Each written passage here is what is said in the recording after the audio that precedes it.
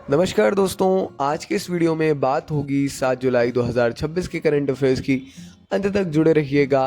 कई ऐसी जानकारियां जो आवश्यक हैं वो आप तक पहुंचाएंगे। अलग अलग perspective, exam point of view से जो चीज़ें ज़रूरी हैं वो आपको बताने का काम हम करेंगे। ये डायनामिक इम्पल्शन है, डेली करंट अफेयर्स की हमारी सीरीज़ है। प्रतिदिन हमारे करंट अफेयर्स सुबह 6 बजे लाइव हो जाते हैं। चलिए शुरू करते हैं आज के इस वीडियो को पहली जानकारी के साथ। भारत 6 से 8 जुलाई तक जेनेवा में होने वाली UNCTAD उपभोक्ता संरक्षण बैठक की अध्यक्षता करेगा। संयुक्त राष्ट्र व्यापार एवं विकास संगठन यानी UNCTAD की इसके द्वारा आयोजित उपभोक्ता संरक्षण कानून एवं नीति पर अंतर सरकारी विशेषज्ञ समूह में भारत ने जो है इसके 9वें सत्र की अध्यक्षता करने जा रहा है।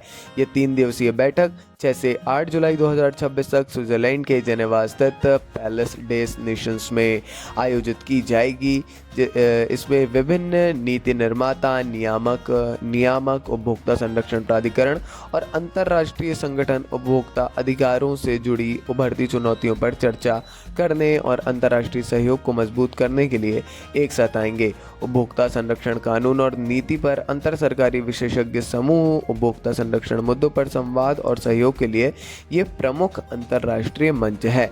जानना आवश्यक इसीलिए हो जाता है क्योंकि अंतर्राष्ट्रीय स्तर पर भारत की अध्यक्षता तो कहीं ना कहीं ये इस चीज़ को और ज़्यादा इम्पोर्टेंट बना देता है ना। चलिए बढ़ते हैं अगली जानकारी की ओर। तो इसी में एक्चुअली थोड़ा सा और जानते हैं।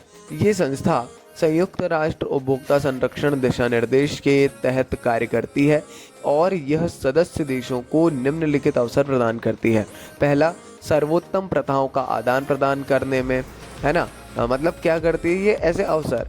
उपभोक्ता संरक्षण नीतियों की समीक्षा, उभरते बाजार की चुनौतियों पर चर्चा, अंतर्राष्ट्रीय सहयोग को मजबूत करना और उपभोक्ता कानूनों के प्रभावी प्रवर्तन को बढ़ावा देना। इस प्रकार के कार्य हैं। संस्था है हमारी जो UNGCP, है ना।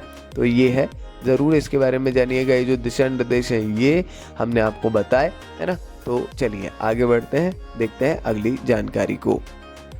ICMR माइंड्स ने AI संचालित मानसिक स्वास्थ्य सेवा प्लेटफॉर्म के लिए राष्ट्रीय ई-गवर्नेंस पुरस्कार 2026 में स्वर्ण पदक हासिल किया है।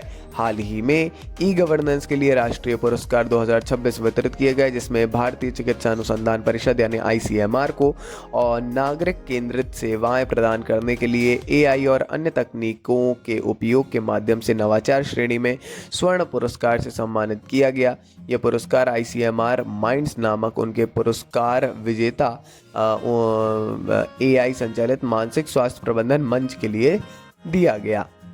ये स्वास्थ्य सेवाओं में वितरण में सुधार के लिए AI तकनीक का उपयोग करता है, जिससे भारत के नागरिकों को मानसिक स्वास्थ्य सेवाएं उपलब्ध हो पाती हैं और योग्य अग्रिम पंक्ति के स्वास्थ्य देखभाल कर्मचारियों को डेटा संचालित डिजिटल उपकरण इसके अंतर्गत प्रदान किए जाते हैं। स्वर्ण पुरस्कार ICMR माइंड्स को भारत भर में विश्वसनीय, एकीकृत और नागरिक केंद्रित मानसिक स्वास्थ्य सेवाएं प्रदान करने के लिए AI के अभिनव उपयोग के लिए दिया गया है ना। तो ICMR के बारे में ज़रूर जानिएगा। ये एक ICMR माइंड्स करके इन्होंने AI संचालित मानसिक स्वास्थ्य सेवा पोर्टल बनाया था, जिसके लिए इन्हें एक इसी श्रेणी में अवार्ड प्राप्त हुआ है ना। तो ICMR माइंड्स करके डेवलप किया गया था। कभी भी देखिए, ई-गवर्नेंस अवार्ड वैसे ज़रूरी हर साल ही होता है ना। तो कभी भी कोई भी अवार्ड हो तो उसके बारे में ज़रूर पढ़िएगा। ये कुछ प्रकार के क्वेश्चंस हैं विशेष जो कहीं ना कहीं एक इम्पॉर्टेंट रोल प्ले करते हैं आपकी तैयारियों में सीधे तौर पर, है ना। चलिए आगे बढ़ते हैं, देखते हैं अगली जानकारी को। दिल्ली सरकार ने सरकारी स्कूलों के आधुनिकीकरण के लिए मिशन कायाकल्प की शुरुआत कर दी है। हाल ही में दिल्ली सरकार ने मिशन कायाकल्प लॉन्च किया है। ये एक ऐसा कार्यक्रम है जिसका उद्देश्य दिल्ली के शासकीय विद्यालयों के बुनियादी ढांचे का आधुनिकीकरण करना है, ताकि छात्रों के लिए सुरक्षित, स्वच्छ और अधिक प्रेरणादायक शिक्षण वातावरण बनाया जा सके। कहीं ना कहीं रिन्यू करना है, या आप कह सकते हैं पुनरुद्धार पुनर्जीवन करना है उन विद्यालयों का जो दिल्ली सरकार के हैं परंतु जिनमें जीर्णोद्धार की आवश्यकता है। इस कार्यक्रम का प्राथमिक लक्ष्य स्कूल भवनों की मरम्मत, प्रयोगशालाओं का आधुनिकीकरण या निर्माण, स्वच्छता में सुधार, सुरक्षित पेयजल की उपलब्धता और दिल्ली भर में परिसर की सुविधाओं को उन्नत करके स्कूल सुविधाओं को बेहतर बनाना है। मिशन कायाकल्प एक बड़े पैमाने पर स्कूल के बुनियादी ढांचे के विकास की पहल है, जिसका उद्देश्य भौतिक और संरचनात्मक स्थितियों में सुधार करना है ताकि छात्र अपनी पूरी क्षमता से सीख सके और विकसित हो सके।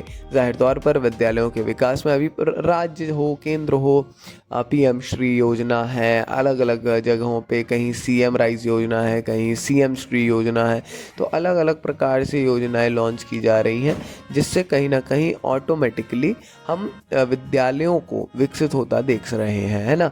तो ज़रूर देखिएगा, कोई विशेष मतलब पॉलिटिकल पार्टी कोई भी हो, मगर हाँ ध्यान पर्याप्त दिया जा रहा है तो ज़रूरी हो जाता है कहीं ना कहीं करंट अफेयर्स में। आगे बढ़ते हैं अगली जानकारी। पूर्वी भारत जीआई पंजीकरण में अग्रणी पाया गया है। मध्य प्रदेश 2025-26 में भारत में शीर्ष स्थान पर रहेगा। यानी क्या, जीआई टैग रोज़ न्यूज़ आ रही है अभी तो, और फिर इससे जुड़ी हुई पिछले साल की भी है, यानी पिछले साल की नहीं है, पिछले साल के डेटा को अभी प्रस्तुत किया गया है। वित्तीय वर्ष 2025-26 में भारत में जीआई पंजीकरणों में भारी वृद्धि देखी गई, जो ज्योग्राफिकल इंडिकेटर है। इस अवधि में देश भर में कुल 125 नए जीआई टैग जारी किए गए। मध्य प्रदेश राज्य को सबसे अधिक 26 नए पंजीकरण प्राप्त हुए, जबकि पश्चिम बंगाल 24 मान्यता प्राप्त टैग के साथ दूसरे स्थान पर रहा। ये परिणाम यह भी दर्शाते हैं कि पश्चिम बंगाल और झारखंड जैसे पूर्वी राज्यों ने पारंपरिक शिल्प, कृषि उत्पादों और स्वदेशी ज्ञान के संरक्षण के साथ साथ स्थानीय उत्पादकों और कारीगरों के लिए नए बाजार अवसर सृजित करने में महत्वपूर्ण प्रगति की है ना। तो 2025-26 में किस राज्य ने सबसे अधिक जीआई टैग लगाए? तो 25-26 के दौरान भारतीय व्यवसायों ने अतिरिक्त 125 भौगोलिक संकेत पंजीकृत किए। इसलिए पिछले वित्तीय वर्ष के अंत में भारत में कुल 822 पंजीकृत जीआई उत्पाद थे। एक बड़ा नंबर है, इम्पोर्टेंट जानकारी है, ज़रूर इसके बारे में जानना चाहिए आपको। जीआई टैग आपके क्षेत्र का क्या है, ये है ना। तो इस सब में जो है मध्य प्रदेश काफ़ी अच्छे उसमें रहा है, तो ज़रूर वो एक कहीं ना कहीं अच्छी बात है। 26 नए जीआई टैग, जीआई पंजीकरण प्राप्त होना अपने आप में ही एक बड़ी बात हो जाती है ना। राज्यों की दृष्टि से भी ज़रूरी। आगे बढ़ते हैं। वर्ष 2026 में विश्व के 10 सबसे प्रभावशाली देशों की सूची हाल ही में US news and world report के नवीनतम संस्करण के अनुसार आई है। संयुक्त राज्य अमेरिका विश्व का सबसे शक्तिशाली राष्ट्र बना हुआ है इस रिपोर्ट के अनुसार, और आर्थिक शक्ति, कूटनीति, सैन्य क्षमता, नवाचार और सांस्कृतिक प्रभाव में विश्व में नेतृत्व करना जारी रखे हुए है। यह वार्षिक अध्ययन इस बात का आकलन करता है कि किस प्रकार देशों ने वैश्विक मामलों पर अपना प्रभाव बनाए रखा है और राष्ट्रीय प्रदर्शन के व्यापक संकेतकों की भी जांच करता है।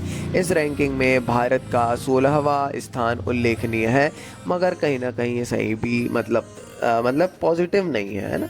16th रैंक है हर एक चीज़ मिला करके, तो कहीं ना कहीं हमारे को बहुत विकास की आवश्यकता है, जो रैंकिंग और साझेदारियों के माध्यम से वैश्विक स्तर पर अपना प्रभाव बढ़ाने में भारत की मदद करेगा। फिर भी 16वां स्थान अगर कंपेयर किया जाए तो कहीं ना कहीं ठीक भी है, मगर मैं फिर बता रहा हूँ कि वो बहुत अच्छा नहीं है अगर प्रैक्टिकल बात अपन करेंगे तो। चलिए, थोड़ा सा जानना भी ये ज़रूरी है कि भाई है कौन, टॉप 10 तो कम से कम जाने, है ना। भारत का तो 16वां रैंक है, तो फर्स्ट है यूएसए, सेकंड है यूके, थर्ड इस जर्मनी, फिर France, Japan, Netherlands, Sweden, Switzerland, चीन और कनाडा। ऐसे करके कुल टॉप 10 आए हैं। भारत 16वें स्थान पर है, तो ज़रूर आपको इसके बारे में जानना चाहिए। रिपोर्ट है आपके सामने, अपन मिलेंगे बाकी अगले वीडियो में। क्यों? क्योंकि ये थी आज के इस वीडियो की अंतिम जानकारी। बहुत बहुत धन्यवाद, आप अंत तक जुड़े रहें। अपन मिलेंगे ऐसी ढेर सारी जानकारियों के साथ अगले वीडियो में। हमारे वीडियोज़ रोज़ सुबह 6 बजे लाइव होते हैं, आप ज़रूर देखिए। डेली करंट अफेयर्स फॉलो करिए, आप डेफिनेटली एक बहुत अच्छे एस्पिरेंट बनकर निकलेंगे। Current affairs as a citizen देखना भी बहुत इंपॉर्टेंट है। चलिए, बहुत बहुत धन्यवाद। नमस्कार जी, डायनामिक इम्पल्शन।